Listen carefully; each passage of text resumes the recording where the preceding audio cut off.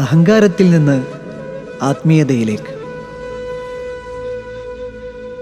ഒരു കടൽ തീരത്ത് തിരമാലകളെ നോക്കി ധ്യാന നിമഗ്നനായിരുന്ന മൗലായോട് ആത്മന്വേഷി ചോദിച്ചു, അഹങ്കാരവും അഭിമാനവും തമ്മിലുള്ള വ്യത്യാസം എന്താണ്? വിശദീകരിക്കാം. മൗല പറഞ്ഞു, കുറച്ചുകൂടി സൂക്ഷ്മാർത്ഥത്തിൽ വിവരിക്കാം. മൗല തുടർന്നു,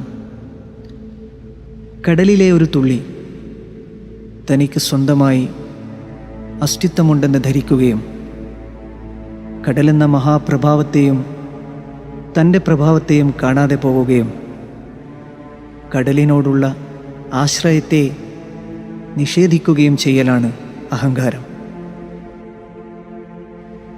കടലിൽ നിന്നും വേറെയായി സ്വയം അസ്തിത്വമുള്ളവനാണ് താൻ എന്ന തുള്ളിയുടെ ബോധമാണ് അഹംബോധം. കടലിലെ ഒരു തുള്ളിയാണ് ഞാൻ എന്ന വിചാരത്തിൽ ഔന്നിത്യം നടിക്കലാണ് അഹന്ത. തുള്ളി കടലിലെ ഒരു തുള്ളിയാണല്ലോ താൻ എന്ന തൃപ്തിയിലും നിറവിലുമായി ഉല്ലാസത്തോടെ നീന്തിത്തുടിക്കുന്നതാണ് അഭിമാനം.